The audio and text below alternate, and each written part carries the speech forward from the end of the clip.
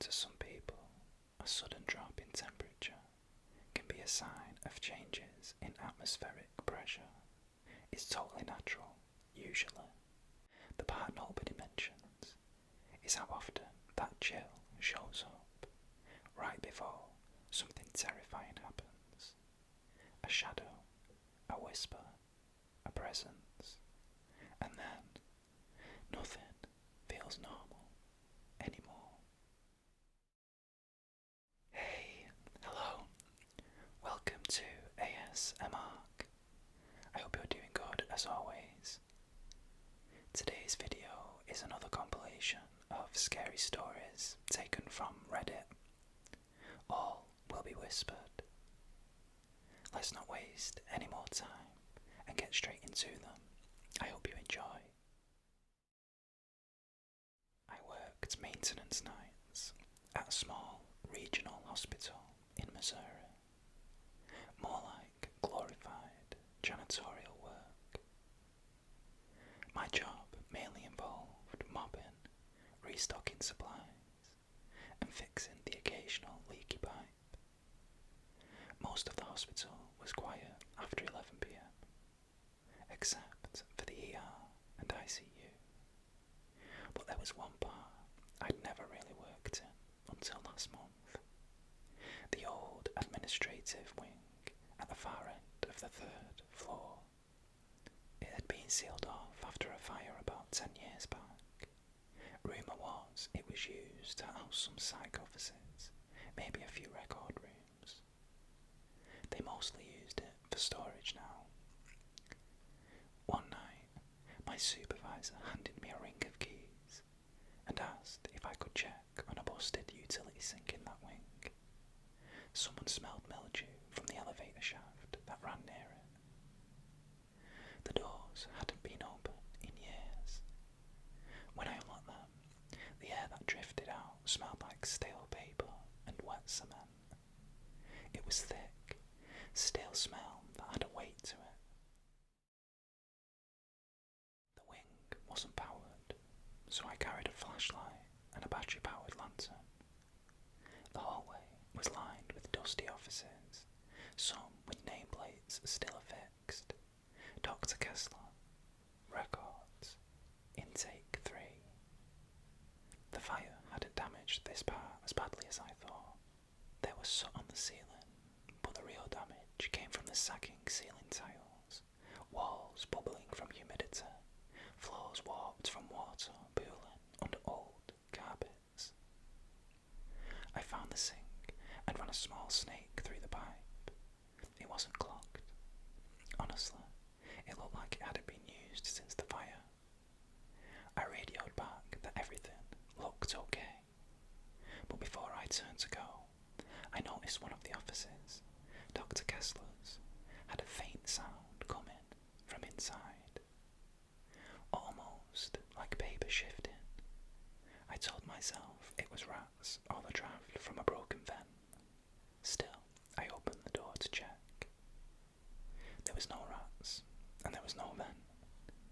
But one of the desk drawers was open, and there were papers scattered around the floor, like someone had been rifling through them. I knelt down to look closer. The papers were patient files, but the names had been redacted, scribbled over in thick black marker, except one. Margaret Wills, born 1954, admitted 1989. Final note, patient remains non-verbal, responds only to visual stimulus. Avoid the far hallway. I folded the note up and slipped it into my pocket. A few nights later, I was mopping in radiology when I noticed something strange on the monitor at the security station.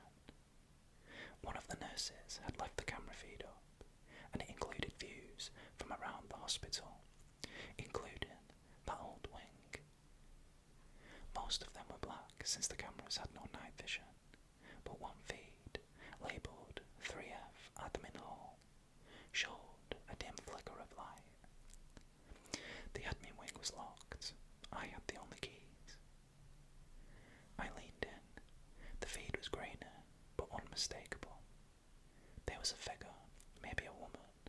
standing still near the end of the hall, not moving, just standing there, my stomach turned over.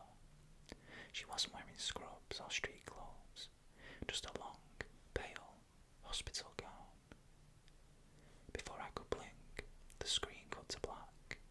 I rushed upstairs. When I got there, the hallway was empty. No sign anyone had been there. But one thing had changed.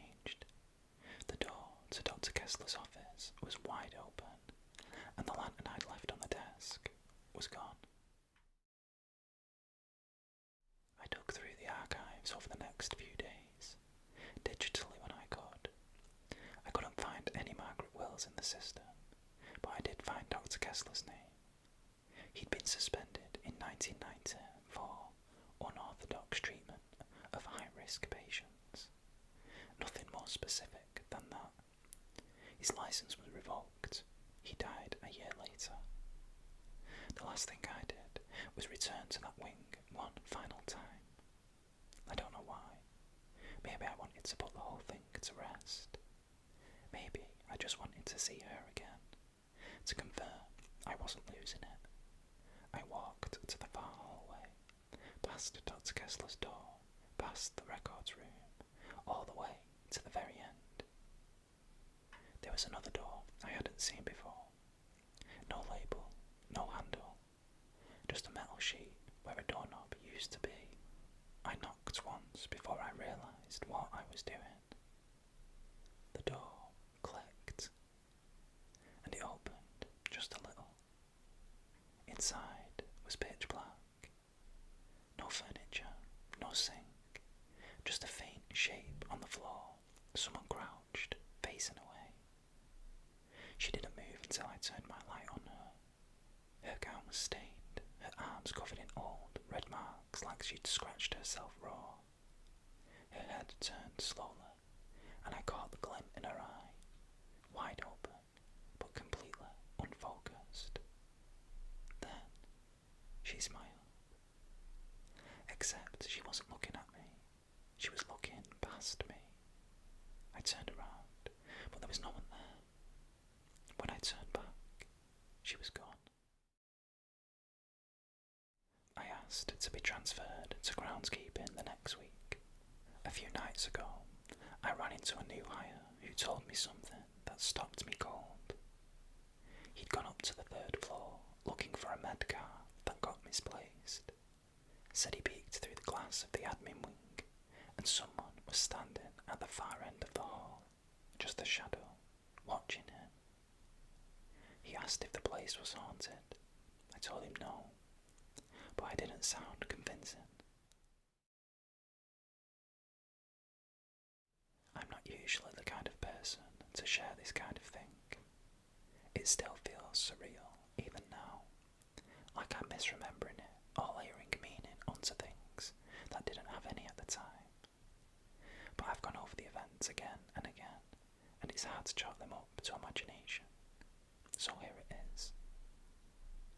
I work for a property management company that deals with old commercial buildings. Not glamorous stuff, small town offices, half-empty towers, buildings that were left behind when industry shifted. Most of my job is coordinating tenants, dealing with code compliance, and walking through buildings to assess risks. 2 months ago, I got assigned to a mid-century office tower in Cleveland we just acquired. 13 stories, brick facade, glass corner panels, built in the late 50s. A lot of the floors were already empty, and the rest were being slowly vacated. Tenants were moving out. We were getting ready to cut it or sell it off to someone else. Basic stuff. Except for the 4th floor. The weirdness started during my first walkthrough. The maintenance guy we'd inherited, Arnold, had been with the building for almost a decade. We were walking floor to floor, checking power access, ceiling tiles, HVAC. When the elevator hit 3, he looked at the buttons and just said, "We'll skip 4." I thought he meant it was inaccessible or under repair. No, he said, just trust me. There's nothing up there you want to see. I laughed, waiting for a punchline, but he didn't crack a smile. His face stayed stone still. I asked if the floor was sealed off. Nope, he said, just empty. So, of course, I went up there the next day alone. I took the elevator up, and the doors opened smoothly. Lights were on. Nothing seemed unusual at first glance. Standard carpet tiles, water-stained ceiling panels, the echo of HVAC rumbling overhead. But I noticed something subtle. The air didn't move the way it should. It wasn't stagnant exactly, but heavy. Like the floor hadn't exhaled in a long time. There were cubicles scattered here and there, some half assembled, others pushed to the corners like someone tried to clear space, but gave up halfway. But no offices, no tenants, no equipment, nothing except for this distant, low electrical hum that seemed to come from everywhere and nowhere all at once. I checked the records later that afternoon.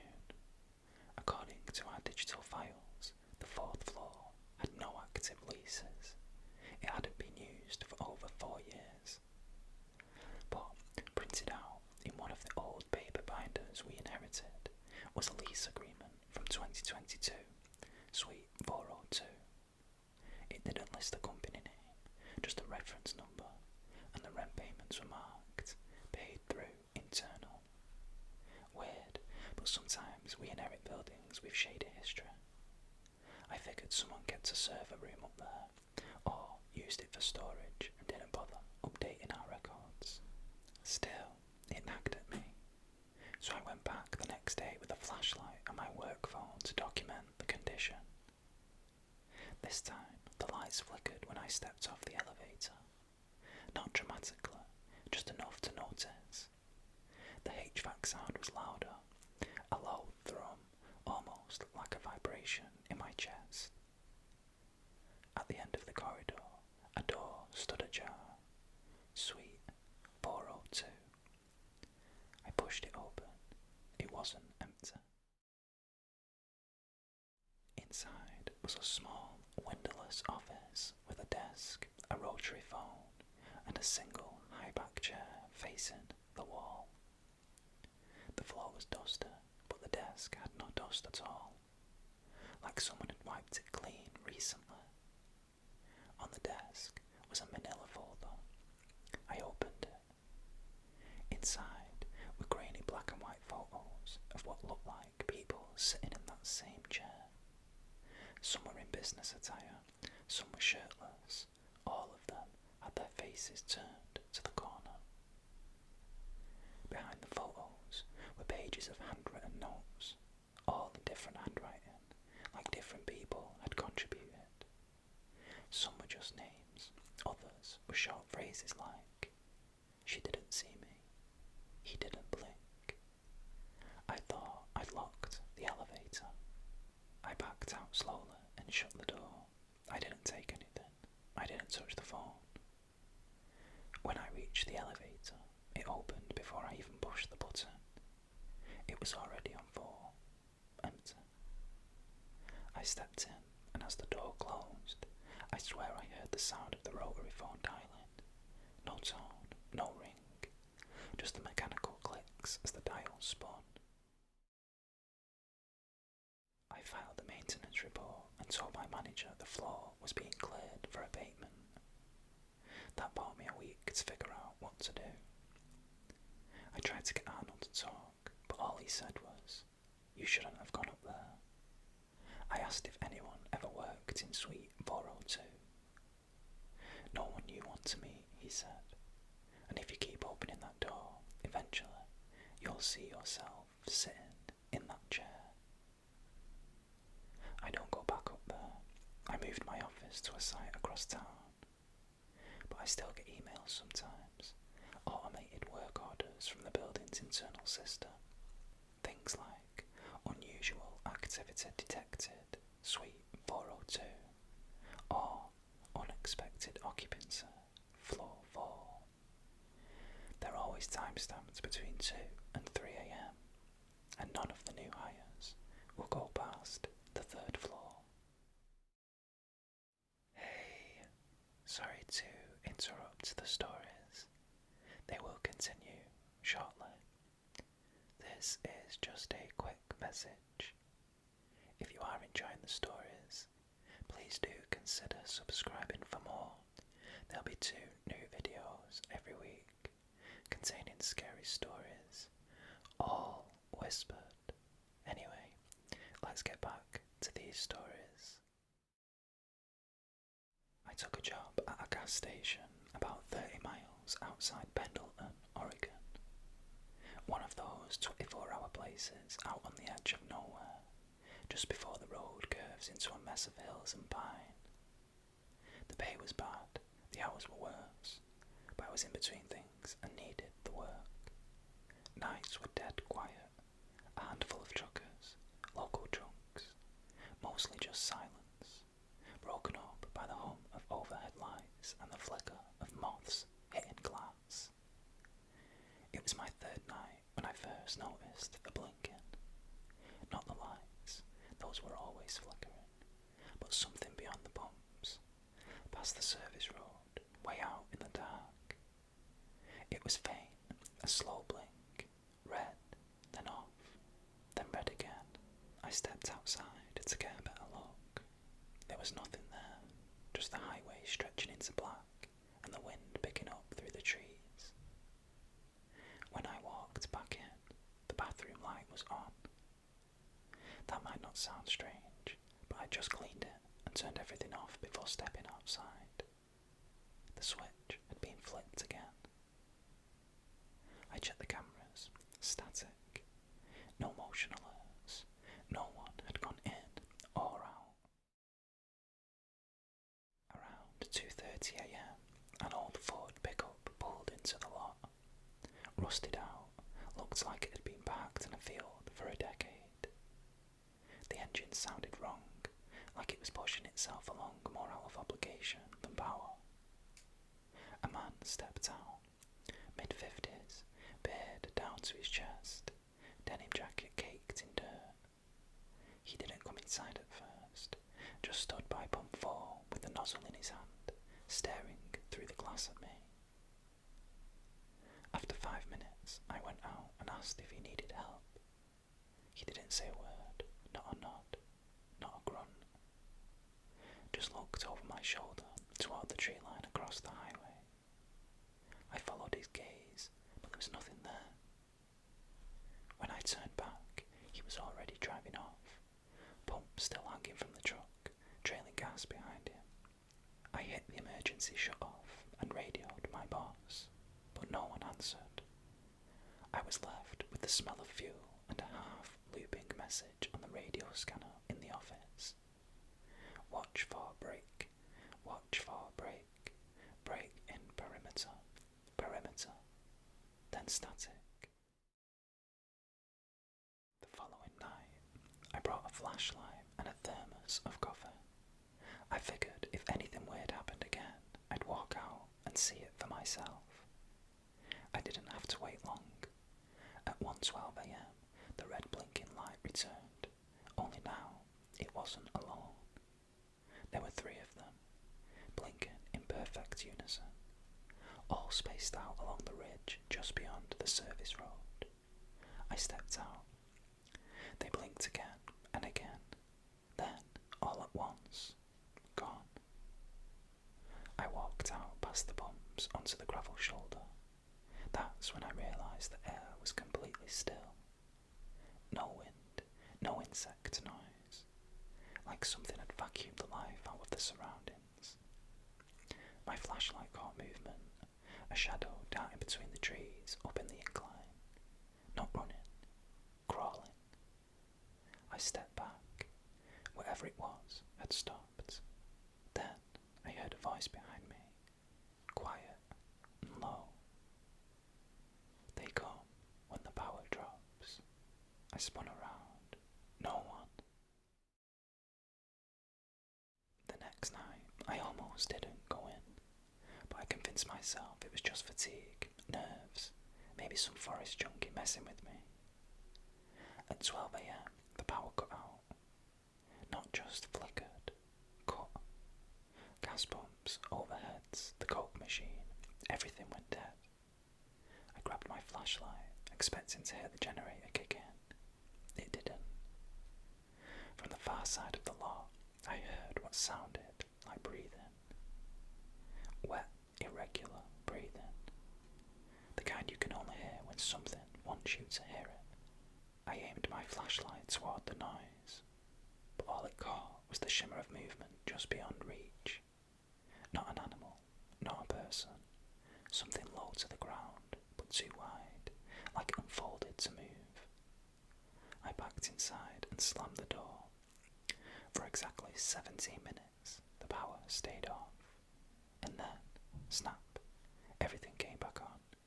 No searches, no errors on the register, like nothing had happened. The cameras never recorded a thing, just skipped the gap entirely, and the trees out front, the ones across the road, a whole row of them, all bent, like something had pushed through them at chest height. I tried to report it, not to the cops, they'd laugh me out of the counter, but to the company. They sent me a call from a regional dispatcher, someone I'd never spoken to before. She sounded normal at first, asked the usual questions, but then she said, "When you saw the blinking lights, did you count them?" I asked what she meant. "It's important," she said. "There should only be 3. If there's ever a 4th, do not engage. Do you understand?" I didn't respond. She hung up. No follow-up, no case number. Last night was my final shift. Around 2 AM, I saw them again. 3 blinking red lights on the ridge, and then a 4th. Blink, blink, blink, blink. Slightly out of sync. I didn't wait.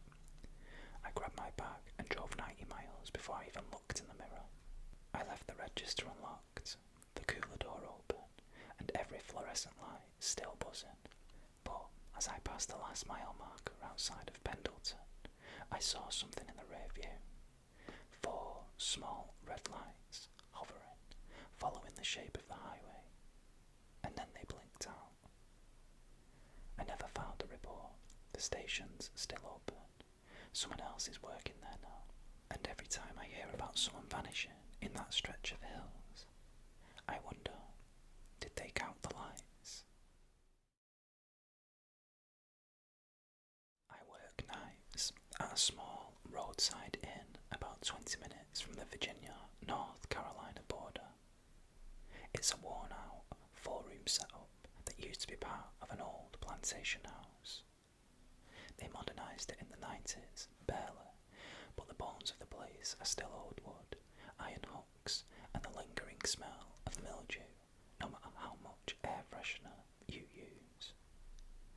I do reception, light cleaning, and most of the check-ins, which, at this point, are rare. We're off any major route, so guests are usually people who took a wrong turn, or are just too tired to keep driving. The inn has one guest ledger. It's never updated, just a handwritten notebook. Some entries go back decades. I found it one night while reorganising the front desk drawer. In between the scribbled room assignments and receipts for linens, there were names that had been crossed out. Not like normal correction either, like someone had taken a knife or nail and carved through them again and again. Every few pages, another slashed through name. Always next to room 3. I thought maybe it was a joke, until I flipped to the very last entry written in pencil. The name had no reservation number, no ID, just Agnes, room 3, no contact, already here. That phrase stuck with me, already here. I joked about it with the morning shift girl, Maria. She just gave me this odd look and said, "You don't need to worry about room 3, unless she comes to the desk." I thought she was messing with me, but that night I got curious. I walked past room 3 around midnight. It looked the same as always. Dated wallpaper, dusty windowsill, no lights on, no sound. But the door wasn't fully latched. I tapped lightly. Housekeeping. No response. I opened it slowly. It was dark. I didn't go all the way in, just leaned far enough to see the bed was made and untouched. But there was a smell I couldn't place, sweet and musty, like wilted lilies left in a sealed box. I backed out and locked the door properly. At 2:40 a.m, the desk bell rang. I was alone. When I came out, there was no one there, but the key to room 3 was missing from its hook. I walked back down the hallway. The door to room 3, open again. I reported the door issue the next morning. The manager blamed it on humidity swelling the wood, told me to keep it shut with a folded paper wedge. I started avoiding that side of the hallway, but that night, room 3's door was not only shut, it was locked from the inside. We don't have interior locks, only a deadbolt from the hallway. I knocked anyway. No answer. I slid the master key in and opened it slowly. The lights were on. The bed was unmade. There was a tea set placed carefully on the nightstand, one we didn't own. Bone china, faded floral pattern. Steam rose from the cup. There was a shape in the mirror across the bed. I thought it was mine at first, but the posture was off. Too still, arms hanging straight down. The figure didn't move as I leaned in, and then the reflection blinked after I did. I shut the door and left it, didn't even log it in the guest registry. I tried researching the inn's history, couldn't find much beyond county records from the 1800s. It was a boarding house for a while. Rumours of a woman who went missing during renovations in the 1930s, but no record of her being found. That night, room 3's door was sealed, taped shut. Not by me. The tape had "Do not open" written in red marker. I thought maybe Maria had done it, but she hadn't worked since Monday. I texted her, but she didn't reply until morning, and all she said was, "You saw her, didn't you?" I didn't respond. At 3:10 a.m, the tape was gone, door wide open.